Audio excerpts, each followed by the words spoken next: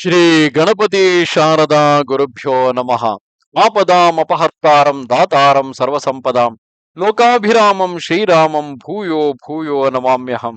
ಶ್ರೋತೃಗಳಿಗೆ ಶ್ರೀ ಅಳಸಿಂಗರಾಚಾರ್ಯ ವಿರಚಿತ ಮಹರ್ಷಿ ವಾಲ್ಮೀಕಿ ಪ್ರಣೀತ ಶ್ರೀಮದ್ ರಾಮಾಯಣದ ಯುದ್ಧಕಾಂಡದಲ್ಲಿ ರಾಮನಿಗೆ ಸೀತೆಯನ್ನು ಒಪ್ಪಿಸುವುದೇ ಅವಶ್ಯ ಕಾರ್ಯವೆಂದು ಮಾಲ್ಯವಂತನು ರಾವಣನಿಗೆ ಬೋಧಿಸಿದುದು ಎಂಬ 35ನೆಯ ಸರ್ಗಕ್ಕೆ ಸ್ವಾಗತ. ಹೀಗೆ ವಾನರ ಸೈನ್ಯದಲ್ಲಿ ಶಂಖ ಧ್ವನಿಗಳು ಬೇರೆ ಭಾಂಕಾರಗಳು ತುಮುಲವಾಗಿ ಹೊರಡುತ್ತಿರುವಾಗಲೇ ಮಹಾಬಾಹುವಾದ ರಾಮನು ಲಂಕೆಯನ್ನು ಮುತ್ತುವುದಕ್ಕಾಗಿ ಮುಂದೆ ಮುಂದೆ ಸಾಗಿ ಬರುತ್ತಿದ್ದನು. ಅತ್ತಲಾಗಿ ರಾಕ್ಷಸೇಶ್ವರನಾದ ರಾವಣನು ಕೂಡ ಈ ಕಪಿಗಳ ಕೋಲಾಹಲವನ್ನು ಕೇಳಿ ಚಿಂತಾಕ್ರಾಂತನಾಗಿ ಮುಹೂರ್ತ ಕಾಲದವರೆಗೆ ತನ್ನಲ್ಲಿ ತಾನೇ ಆಲೋಚಿಸಿ ತನ್ನ ಮುಂದಿದ್ದ ಮಂತ್ರಿಗಳನ್ನು ಕಣ್ಣಿಟ್ಟು ನೋಡಿದನು. ಹೀಗೆ ಮಹಾಬಲಾಢ್ಯನಾದ ರಾವಣನು ತನ್ನ ದೃಷ್ಟಿ ಸಂಜ್ಞೆಯಿಂದಲೇ ಮಂತ್ರಿಗಳನ್ನು ಸಮೀಪಕ್ಕೆ ಕರೆದು ಸಭಾಸ್ಥಾನವೆಲ್ಲವೂ ಪ್ರತಿಧ್ವನಿಸುವಂತೆ ಅವರನ್ನು ಹೀಗಳೆಯುವ ಕ್ರೂರ ವಾಕ್ಯದಿಂದ, ಎಲೈ ಮಂತ್ರಿಗಳೇ, ಬಹಳ ಚೆನ್ನಾಯಿತು. ರಾಮನು ಸಮುದ್ರವನ್ನು ದಾಟಿ ಬಂದ ಸಾಹಸವನ್ನು, ಅವನ ಪರಾಕ್ರಮವನ್ನು, ಅವನ ಸೈನ್ಯದ ಪ್ರಾಬಲ್ಯವನ್ನು ನೀವು ನಿಮ್ಮ ಬಾಯಿಂದಲೇ ನನ್ನ ಮುಂದೆ ಹೇಳಿ ಹೇಳಿ ಕೊಂಡಾಡುತ್ತಿರುವಿರಿ. ನನಗೂ ಅವೆಲ್ಲವನ್ನು ಕೇಳಿ ಕೇಳಿ ಸಾಕಾಯಿತು. ನೀವೆಲ್ಲರೂ ಯುದ್ಧದಲ್ಲಿ ಅಮೋಘ ಪರಾಕ್ರಮವುಳ್ಳವರೆಂಬುದನ್ನು ನಾನು ಚೆನ್ನಾಗಿ ಬಲ್ಲೆನು. ಹೀಗಿರುವಾಗಲೂ ನೀವು ಆ ರಾಮನ ಪರಾಕ್ರಮವನ್ನು ಕೇಳಿದಂದಿನಿಂದಲೂ ಎದೆಗುಂದಿ ಒಬ್ಬರಿಗೊಬ್ಬರು ಮುಖವನ್ನು ನೋಡಿಕೊಳ್ಳುತ್ತಾ ನಿರುತ್ಸಾಹನಾಗಿ ಸುಮ್ಮನಿರುವುದನ್ನು ನಾನು ಬಲ್ಲೆನು. ಹೀಗೆ ಭಯಪಡುವುದು ರಾಕ್ಷಸರಾದ ನಿಮಗೆ ಕೇವಲ ಸ್ವರೂಪ ವಿರುದ್ಧವು ಎಂದನು. ಆಗ ರಾವಣನ ತಾಯಿಗೆ ಚಿಕ್ಕ ತಂದೆಯಾಗಿಯೂ ಬಹಳ ಪ್ರಾಜ್ಞನಾಗಿಯೂ ಇದ್ದ ಮಾಲ್ಯವಂತನೆಂಬ ರಾಕ್ಷಸನು ರಾವಣನು ಹೇಳಿದ ಆ ಕಠಿಣ ವಾಕ್ಯವನ್ನು ಕೇಳಿ ಅವನನ್ನು ಕುರಿತು, ಎಲೆ ರಾಜನೇ, ಯಾವ ರಾಜ್ಯಾಧಿಪತಿಯು ಅನ್ವೀಕ್ಷಿಕಿ, ತ್ರಯಿ, ವಾರ್ತೆ, ದಂಡನೀತಿಗಳೆಂಬ 4 ವಿದ್ಯೆಗಳಲ್ಲಿಯೂ ಚೆನ್ನಾಗಿ ಶಿಕ್ಷಿತನಾಗಿ ನೀತಿಶಾಸ್ತ್ರವನ್ನು ಅನುಸರಿಸಿ ನಡೆದುಕೊಳ್ಳುವನು, ಅಂತಹ ರಾಜನೇ ಚಿರಕಾಲದವರೆಗೆ ರಾಜ್ಯವನ್ನಾಳುವನು. ಅಂತಹ ರಾಜನೇ ಶತ್ರುಗಳನ್ನು ಅಡಗಿಸಬಲ್ಲನು. ಯಾವ ರಾಜನು ತನ್ನ ಬಲವು ಕ್ಷೀಣಿಸಿದ ಕಾಲದಲ್ಲಿ ಶತ್ರುಗಳೊಡನೆ ಸಂಧಿಯನ್ನು ಮಾಡಿಕೊಳ್ಳುತ್ತಾ ತನ್ನ ಬಲವು ಹೆಚ್ಚಿರುವ ಕಾಲದಲ್ಲಿ ಅವರೊಡನೆ ವಿರೋಧವನ್ನು ಬೆಳೆಸಿ ಕ್ರಮವಾಗಿ ಅವರನ್ನು ನಿಗ್ರಹಿಸಿ ಬಿಡುವನು, ಅಂತಹ ರಾಜನು ದೊಡ್ಡ ಐಶ್ವರ್ಯವನ್ನು ಅನುಭವಿಸುವನು. ತನ್ನ ಬಲವು ಶತ್ರು ಬಲಕ್ಕಿಂತಲೂ ಹೀನವಾಗಿದ್ದರಾಗಲಿ, ಶತ್ರುವು ಸಮಾನ ಬಲವುಳ್ಳವನಾಗಿದ್ದರಾಗಲಿ ಅಂತಹ ಶತ್ರುವಿನೊಡನೆ ಅವಶ್ಯಕವಾಗಿ ಸಂಧಿಯನ್ನೇ ಮಾಡಿಕೊಳ್ಳಬೇಕು. ಶತ್ರುವಿನ ಬಲಕ್ಕಿಂತಲೂ ತನ್ನ ಬಲವು ಹೆಚ್ಚಿದ್ದ ಪಕ್ಷದಲ್ಲಿ ಇಂತಹ ಶತ್ರುವನ್ನು ಉಪೇಕ್ಷಿಸಿ ಸುಮ್ಮನಿರದೆ ಅವನೊಡನೆ ವೈರವನ್ನು ಇಟ್ಟುಕೊಳ್ಳಬೇಕು. ಆದುದರಿಂದ ವತ್ಸ ರಾವಣ, ಈಗ ರಾಮನೊಡನೆ ನೀನು ಸಂಧಿಯನ್ನು ಮಾಡಿಕೊಳ್ಳುವುದೇ ಮೇಲು. ಹೇಗಿದ್ದರೂ ರಾಮನು ನಿನಗಿಂತಲೂ ಪ್ರಬಲನು. ಈಗ ನಮಗೂ ರಾಮನಿಗೂ ಯಾವ ಕಾರಣಕ್ಕಾಗಿ ವೈರವು ಬೆಳೆದು ಹೋಗಿರುವುದೋ ಆ ಕಾರಣವನ್ನು ಮೊದಲು ಪರಿಹರಿಸಬೇಕು. ಆದುದರಿಂದ ಸೀತೆಯನ್ನು ಆತನಿಗೆ ಹಿಂತಿರುಗಿ ಕೊಟ್ಟು ಬಿಡು. ದಾನೋಪಾಯದಿಂದಲ್ಲದೆ ಬಲಶಾಲಿಗಳೊಡನೆ ಸಂಧಿಯು ನಡೆಯದು. ಆದುದರಿಂದ ಸೀತೆಯನ್ನು ಕೊಟ್ಟು ಬಿಡುವುದೇ ಈಗ ಕಾಲೋಚಿತವಾದ ದಾನೋಪಾಯವೆಂದು ತಿಳಿ. ರಾಮನು ಅಷ್ಟು ಬಲಾಢ್ಯನೆಂದು ಹೇಗೆಂದು ಕೇಳುವೆಯಾ? ದೇವರ್ಷಿ ಗಂಧರ್ವಾದಿಗಳೆಲ್ಲರೂ ಅವನಿಗೆ ಜಯವನ್ನೇ ಹಾರೈಸುತ್ತಿರುವರು. ಹೀಗೆ ದೈವ ಬಲವುಳ್ಳ ಆ ರಾಮನು ಬಲವಂತನೆಂಬುದರಲ್ಲಿ ಸಂದೇಹವೇನಿದೆ? ಅವನೊಡನೆ ವಿರೋಧ ಬೇಡ, ಸಂಧಿಗೆ ಪ್ರಯತ್ನಿಸು.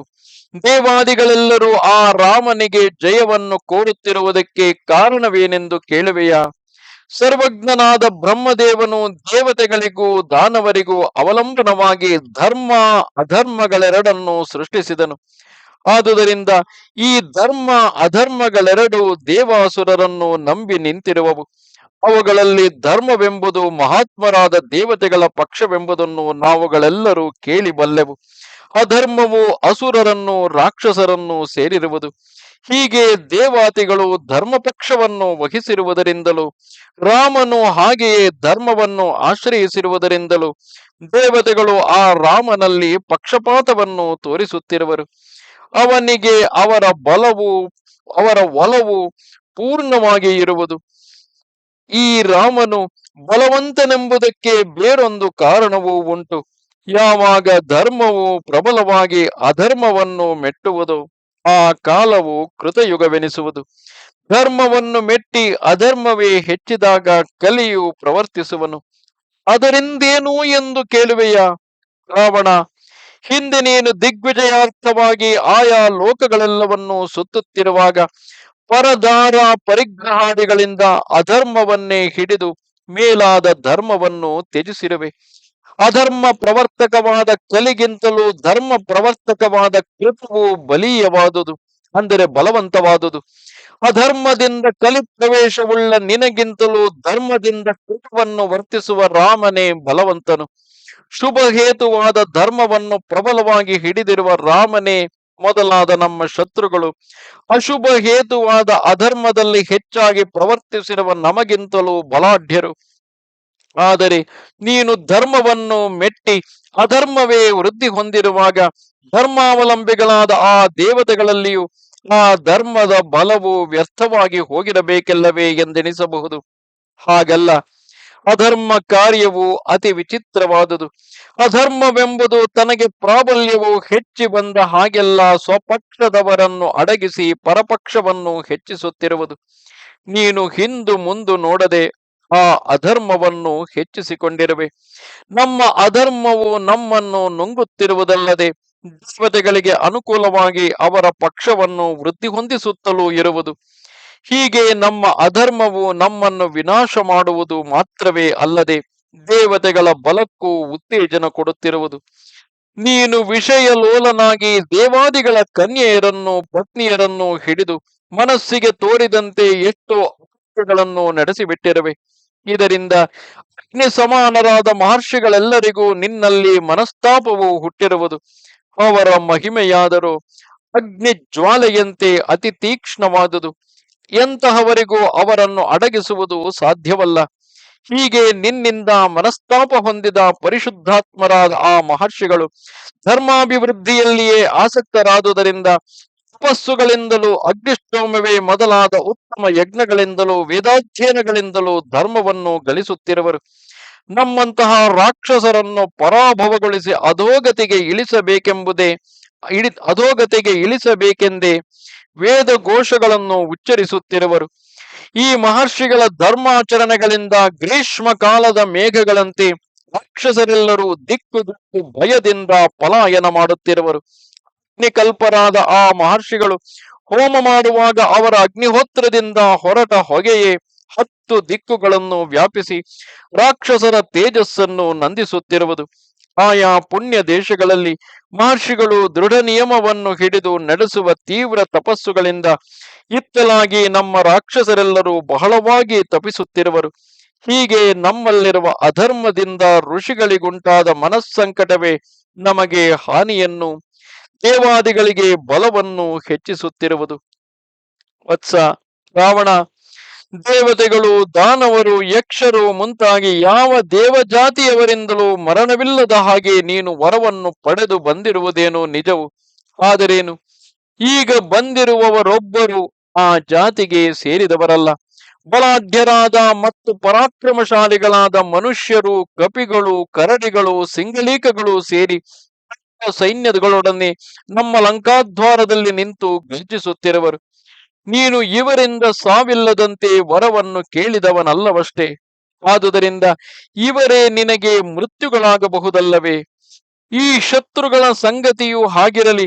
ಅದು ಅಲ್ಲಲ್ಲಿ ಕಾಣುವ ಮಹೋತ್ಪಾತಗಳನ್ನಾದರೂ ನೋಡಿದೆಯಾ? ಅವು ದಿವ್ಯಾಂತರಿಕ್ಷ ಭೌಮಗಳೆಂಬ ನಾನಾ ಭೇದವುಳ್ಳವುಗಳಾಗಿ ಅವುಗಳಲ್ಲಿಯೂ ಇನ್ನೂ ಅನೇಕವಾದ ಅಂತರಾಳಿಕ ಪ್ರಭೇದಗಳನ್ನು ಹೊಂದಿ ಮಹಾಭಯಂಕರವಾಗಿ ಕಾಣುತ್ತಿರುವವು ನೋಡು. ಇದು ನಮ್ಮ ಕಡೆಯ ಸಮಸ್ತ ರಾಕ್ಷಸರಿಗೂ ನಾಶಸೂಚಕವೆಂದೇ ನನಗೆ ತೋರಿರುವುದು. ಭಯಂಕರ ಸ್ವರೂಪವುಳ್ಳ ಮೇಘಗಳು ಆಕಾಶದಲ್ಲಿ ಸೇರಿ ಪರುಷ ಧ್ವನಿಯಿಂದ ಗರ್ಜಿಸುತ್ತಾ ನಮ್ಮ ಲಂಕೆಯ ನಾನಾ ಭಾಗಗಳಲ್ಲಿಯೂ ಬಿಸಿ ಬಿಸಿಯಾದ ರಕ್ತದ ಮಳೆಯನ್ನು ಕರೆಯುತ್ತಿರುವವು ನೋಡು. ನಮ್ಮಲ್ಲಿರುವ ಆನೆ, ಕುದುರೆ ಮೊದಲಾದ ವಾಹನಗಳೆಲ್ಲವೂ ನೀರು ಬಿಡುತ್ತಾ ಗೋಳಿಡುತ್ತಿರುವವು. ಧ್ವಜಗಳೆಲ್ಲವೂ ಮೊದಲಿನಂತೆ ಪ್ರಕಾಶ ವಿಶಿಷ್ಟಗಳ ಆಗಿಲ್ಲದೆ ಕೊಳೆ ಮುಚ್ಚಿ ಬಣ್ಣಗೆಟ್ಟಿರುವವು. ನರಿಗಳು, ಹದ್ದು ಮೊದಲಾದ ಅನೇಕ ಕ್ರೂರ ಮೃಗಗಳು ಲಂಕೆಯ ಸುತ್ತಲೂ ಸೇರಿ ಭಯಂಕರವಾಗಿ ಅರಚುತ್ತಿರುವುದಲ್ಲದೆ ಆಗಾಗ ನಮಗೆ ಸ್ವಪ್ನದಲ್ಲಿ ಕರಿ ಮೋರೆಯ ಕೆಲವು ಹೆಂಗಸರು ಮುಂದೆ ನಿಂತು ಬಿಳುಪಾದ ಹಲ್ಲುಗಳನ್ನು ತೆರೆದು ಪಕಪಕನೆ ನಗುವಂತೆಯೂ ದುರ್ಭಾಷೆಗಳಿಂದ ನಮ್ಮನ್ನು ಹೀಗಳೆಯುವಂತೆಯೂ ನಮ್ಮ ಮನೆಯ ಧನಧಾನ್ಯಾದಿಗಳೆಲ್ಲವನ್ನು ಕದ್ದೋಡಿದಂತೆಯೂ ಕಾಣಿಸಿಕೊಳ್ಳುವರು. ಇಲ್ಲಿನ ಮನೆಗಳಲ್ಲಿ ಬಲಿಕರ್ಮಕ್ಕಾಗಿ ಸಿದ್ಧಪಡಿಸಲ್ಪಟ್ಟ ಹವಿಸ್ಸುಗಳನ್ನು ನಾಯಿಗಳು ತಿಂದು ಹೋಗುತ್ತಿರುವವು. ಹಸುಗಳ ಗರ್ಭದಿಂದ ಕಟ್ಟುವ ಮರಿಗಳು ಹುಟ್ಟುತ್ತಿರುವವು. ಮುಂಗಸಿಗಳೊಡನೆ ಓಲಾಡುತ್ತಿರುವವು. ಬೆಕ್ಕುಗಳು ಹುಲಿಗಳೊಡನೆಯೂ ಹಂದಿಗಳು ನಾಯಿಗಳೊಡನೆಯೂ ಸೇರಿ ಕ್ರೀಡಿಸುತ್ತಿರುವವು. ಅಲ್ಲಲ್ಲಿ ಕಿನ್ನರರು ರಾಕ್ಷಸರೊಡನೆಯೂ ರಾಕ್ಷಸರು ಉತ್ಪಾತ ಸೂಚಕವಾಗಿ ಜನಿಸಿದ ಮನುಷ್ಯರೊಡನೆಯೂ ಕಲೆತಿರುವರು. ಬಿಳುಪು ಮತ್ತು ಕೆಂಪು ಬಣ್ಣಗಳಿಂದ ಕಲೆತ ಪಾದವುಳ್ಳ ಪಾರಿವಾಳಗಳು ಕಾಲಪ್ರೇರಿತಗಳಾಗಿ ರಾಕ್ಷಸರ ವಿನಾಶವನ್ನು ಸೂಚಿಸುತ್ತಾ ಅಲ್ಲಲ್ಲಿ ತಿರುಗುತ್ತಿರುವವು. ಮನೆಗಳಲ್ಲಿ ಮುದ್ದು ಮಾತುಗಳನ್ನು ಕಲಿಸಿ ಸಾಕಿದ ಶುಕ ಪಿಕಾದಿ ಪಕ್ಷಿಗಳೆಲ್ಲವೂ ಈಗ ವೀಚಿ ಕೂಚಿ ಎಂದು ಕ್ರೂರವಾಗಿ ಕೂಗುತ್ತಿರುವವು. ಅಲ್ಲಲ್ಲಿ ಮೃಗಗಳು, ಪಕ್ಷಿಗಳು ಮೊದಲಾದ ಜಂತುಗಳು ಒಂದಕ್ಕೊಂದು ಜಗಳವಾಡಿ ಸೋತು ಪಲಾಯನ ಮಾಡಿದರು ತಿರುಗಿ ಗುಂಪುಗೂಡಿ ಬಂದು ಕಲಹಕ್ಕಾಗಿ ಶತ್ರುಗಳ ಮೇಲೆ ನುಗ್ಗುತ್ತಿರುವವು. ಮತ್ತು ಆಗಾಗ ಸೂರ್ಯನಿಗೆದಿರಾಗಿ ನಿಂತು ಆಪ್ತ ಸ್ವರದಿಂದ ಗೋಳಿಡುತ್ತಿರುವವು. ಭಯಂಕರ ಸ್ವರೂಪನಾಗಿಯೂ ಅಂಗಹೀನನಾಗಿಯೂ ಬೋಳು ತಲೆಯುಳ್ಳವನಾಗಿಯೂ ಪರುಷ ವರ್ಣವುಳ್ಳವನಾಗಿಯೂ ಇರುವ ಕೃಷ್ಣ ಪಿಂಗಳನೆಂಬ ಮೃತ್ಯುವು ಇಲ್ಲಿನ ಸಮಸ್ತ ರಾಕ್ಷಸರ ಮನೆಗಳಿಗೂ ಆಗಾಗ ನುಗ್ಗಿ ನೋಡಿ ಬರುತ್ತಿರುವನು. ಇವೇ ಮೊದಲಾದ ಇನ್ನೂ ಅನೇಕ ದುರ್ನಿಮಿತ್ತಗಳು ಅಲ್ಲಲ್ಲಿ ಕಾಣಿಸುತ್ತಿರುವವು. ರಾವಣ, ಇದರಿಂದ ಈಗ ಬಂದಿರುವ ಈ ರಾಮನು ಮನುಷ್ಯ ರೂಪವನ್ನು ಧರಿಸಿದ ವಿಷ್ಣುದೇವನೆಂದೇ ನನಗೆ ತೋರುವುದು. ಅಂತಹ ಮಹಾ ಸಮುದ್ರದಲ್ಲಿಯೇ ಹಾಗೆ ಸೇತುವನ್ನು ಕಟ್ಟಿದ ದೃಢ ಪರಾಕ್ರಮಿಯಾದ ಆ ರಾಮನು ಎಷ್ಟು ಮಾತ್ರಕ್ಕೂ ಮನುಷ್ಯನಾಗಿರಲಾರನು. ಆದುದರಿಂದ ವತ್ಸ ರಾವಣ, ನರೇಂದ್ರನಾದ ಆ ರಾಮನೊಡನೆ ಸಂಧಿಯನ್ನು ಮಾಡಿಕೊ. ಇವೆಲ್ಲವನ್ನು ಯೋಚಿಸಿ ಮುಂದಿನ ಕಾರ್ಯಗಳನ್ನು ಚೆನ್ನಾಗಿ ನಿಶ್ಚಯಿಸಿಕೊಂಡು ಹೇಗೆ ಯುಕ್ತವೋ ಹಾಗೆ ನಡೆಸು ಎಂದನು. ಉತ್ತಮೋತ್ತಮವಾದ ಪೌರುಷವುಳ್ಳ ಆ ಮಾಲ್ಯವಂತನು ಸಭೆಯಲ್ಲಿ ಎಲ್ಲರೂ ಕೇಳುವಂತೆ ಈ ಮಾತುಗಳನ್ನಾಡಿ ರಾವಣನ ಇಂಗಿತ ಕಾರ್ಯಗಳನ್ನು ಚೆನ್ನಾಗಿ ನೋಡಿ ಹೇಗೂ ಅವನು ತನ್ನ ದಾರಿಗೆ ಬಾರದುದನ್ನು ತಿಳಿದು ಸುಮ್ಮನಾದನು. ಇಲ್ಲಿಗೆ 35ನೆಯ ಸರ್ಗವು ಮುಗಿದುದು. ನಮಸ್ತೆ ಶಾರದೆ ದೇವಿ ಕಾಶ್ಮೀರ ಪುರವಾಸಿನಿ ತ್ವಾಮಹಂ ಪ್ರಾರ್ಥಯೇ ನಿತ್ಯಂ ವಿದ್ಯಾದಾನಂಚ ದೇಹಿಮೆ. ನಮಸ್ಕಾರ.